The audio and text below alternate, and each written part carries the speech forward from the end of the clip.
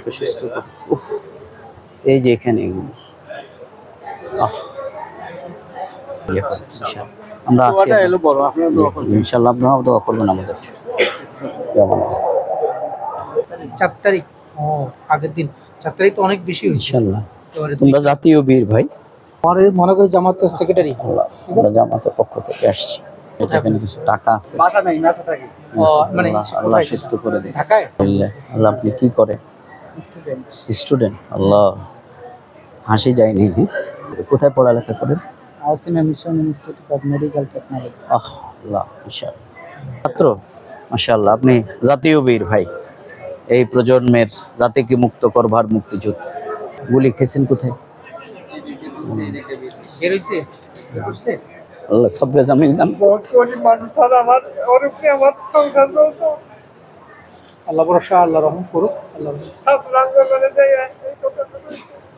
আপনি জাতীয় বীরের বাবা, আল্লাহ সে মর্যাদা আপনাদের দেবে। ওকে পড়ালেখা করতো, চাকরি করতো, ইনশাআল্লাহ সুস্থ হয়ে যাবে। আল্লাহ আল্লাহ ভাই, এই আমাদের এই ভাইরাও, এটাও ইতিহাস কিন্তু। এই যে আমাদের এই ভাই কিন্তু, হ্যাঁ, অন্যান্য ধর্মাবলম্বী কিন্তু কিন্তু সেই ভাইও তার অধিকারের জন্য কিন্তু এখানে জীবন দিয়েছে। সুতরাং তাদের মন্দির, তাদের এখানে যে ধর্মীয় অধিকার, এটা নিশ্চয় তার দায়িত্ব রাষ্ট্রকে গ্রহণ করতে হবে, আমাদেরকে ভূমিকা নিতে হবে। সেজন্য জামাত ইসলামী আমরা মন্দিরও পাহারা দিচ্ছি আর আপনাদের পাশেও আসছি ভাই। আল্লাহ করুক ইনশাল্লাহ। জি, অবশ্যই আমরা দোয়া করি। আর এখানে টাকা আছে সামান্য, আমরা ইনশাল্লাহ আবারও আসবো। কেমন? আমরা সবাইকে আবেদন জানিয়েছি যাতে রাষ্ট্র আপনাদের তালিকা করে মুক্তিযোদ্ধাদেরকে যেরকম টাকা দেয় না, আমরা বলছি আমাদের এই বীর সন্তানদেরকে যেন সেভাবে করা হয় ইনশাআল্লাহ। সালাম আলাইকুম। ভাইকে ছাত্র? আল্লাহ, অনেক কষ্ট আপনাদের, কিন্তু আপনারা বীরের মর্যাদা, আপনি এরকম বীর সেনানী একজন সন্তানের বাবা, আপনি গর্বিত। তাই সাথিয়া দক্ষিণে সাথিয়াকে 3 ভাগ করা হয়েছে, তো এক ভাগে। আল্লাহ আপনাদেরকে সুস্থ করুক ভাই। শিবিরের সাবেক কেন্দ্র সভাপতি, তো আমাদের জামাত ইসলামের পক্ষ থেকে আমরা আসছি। এখানে সামান্য কিছু টাকা আছে। তুমি আয় আল্লাহ, তুমি আমাদের এই প্রিয় বীর সৈনিকদেরকে সুস্থতার নেয়ামত দান করো। আয় আল্লাহ, যারা রাষ্ট্রকে স্বৈরাচার মুক্ত করবার জন্য, যারা সাহসিকতার সাথে বুলেটের সামনে দাঁড়িয়ে গেছে, আল্লাহ কাল কিয়ামতের দিন তুমি তাদেরকে জান্নাত দিও আল্লাহ। আল্লাহ তাদের পরিবার পরিজনকে সবরে জামিল দান করো আল্লাহ।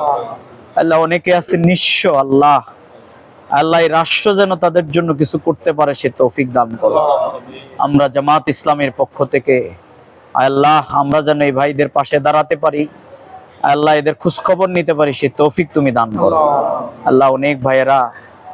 অনেক ভাইয়েরা মানবতর জীবন যাপন করছে, আল্লাহ তাদেরকে তুমি সুস্থতার নেয়ামত দান করো, শিফায়ে আজলা কামেলা দান করো, হায়াতে তাইয়্যিবা তুমি দান করো আল্লাহ। তুমি আমাদের আব্বা আম্মাকে মাফ করে দাও, রব্বির হামহুমা কামা রাব্বায়ানি সগীরা। আয় আল্লাহ, রাষ্ট্র যে নির্বিচারে আয় আল্লাহ শিশু, মহিলা, ছাত্র জনতার উপরে গুলি চালিয়েছে, আয় আল্লাহ জালেমদেরকে তুমি সেই শাস্তির ব্যবস্থা তুমি করে দাও আল্লাহ। আয় আল্লাহ, যারা হেদায়েতের পতাকালে শামিল হওয়ার তৌফিক তুমি অনেককে দান করো, তুমি আমাদেরকে মাফ করে দাও। সাল্লাল্লাহু তাআলা আলা খায়রি খালকি মুহাম্মাদিন ওয়া আলিহি ওয়া আসহাবিহি আজমাইন বিরহমাতিকা ইয়া আরহামার রাহিম। আমরা আজকে বাংলাদেশ জামাত ইসলামী ঢাকা মহানগরী উত্তরের পক্ষ থেকে আমরা আসছে এখানে বৈষম্য বিরোধী ছাত্র আন্দোলনে যে সমস্ত ছাত্র এবং বীর জনতা আহত হয়েছে তাদেরকে দেখার জন্যই মূলত আমরা এসেছি। আপনারা আমাদের সাথে ছিলেন। এখানে প্রত্যেকটা রোগী কিন্তু গুলিবিদ্ধ, এবং এটা ভাষায় আসলে বর্ণনা করার মতো না। এখানে ছাত্র যেমনি আছে, তেমনি রিক্সাওয়ালা শ্রমিকরাও কিন্তু আছে। সুতরাং এটি পৃথিবীর ইতিহাসে সবচেয়ে বড় নেকারজনক ঘটনা। তারপরেও আপনারা দেখেছেন যে ছাত্র জনতার এই ত্যাগের মাধ্যমে মূলত স্বৈরাচারের পতন হয়েছে। আমরা মনে করি এই ছাত্র জনতার তারা জাতীয় বীর, আমরা তাদেরকে স্যালিউট জানাই। এবং সাথে সাথে আমাদের প্রত্যাশার জায়গা, আমাদের আমিরে জামাত ডক্টর শফিকুর রহমান তিনি আমাদেরকে নির্দেশ দিয়েছেন যে যারাই শহীদ এবং আহত, আমরা বাংলাদেশ জামাত ইসলামের পক্ষ থেকে আমরা শহীদ পরিবারকে নগদ অর্থ প্রদান করছি এবং আজকে আহতদেরকেও তাদের চিকিৎসার খোঁজখবরের পাশাপাশি আমরা আমাদের পক্ষ থেকে নগদ অর্থ দিচ্ছি। রাষ্ট্রের কাছে আমাদের দাবি থাকবে যে যারা এই স্বৈরাচার মুক্ত একটি বাংলাদেশ গড়ে তুলবার জন্য যারা ত্যাগ স্বীকার করেছেন, যারা জীবন দিয়েছেন এবং যারা এখন আহত অবস্থায় আছেন, তাদের চিকিৎসার পাশাপাশি তাদের পরিবারের জন্য যেন রাষ্ট্র খুব অচিরেই তাদের পরিবারের জন্য উদ্যোগ গ্রহণ করে এবং তাদেরকে তালিকাবদ্ধ করে আমরা মনে করি এরা আমাদের এই নতুন স্বাধীনতার মুক্তিযোদ্ধা হিসাবে তাদেরকে চিহ্নিত করে তাদের জন্য সেই সম্মানের জায়গা যেমন রাষ্ট্র নিশ্চিত করে, আমরা রাষ্ট্রের কাছে সেই দাবি জানাচ্ছি। এবং সাথে সাথে যারা এই নিরীহ জনতার উপরে এই নির্বিচারে গুলি চালিয়েছে, আমরা তাদের বিচারও দাবি করছি। ইতিমধ্যে তাদের বিরুদ্ধে মামলা হয়েছে এবং যারা প্রকৃত দোষী তাদেরকে যেন সেই বিচারের আওতায় নিয়ে এসে তাদের দৃষ্টান্তমূলক শাস্তি হয়, আমরা সেই প্রত্যাশা করছি।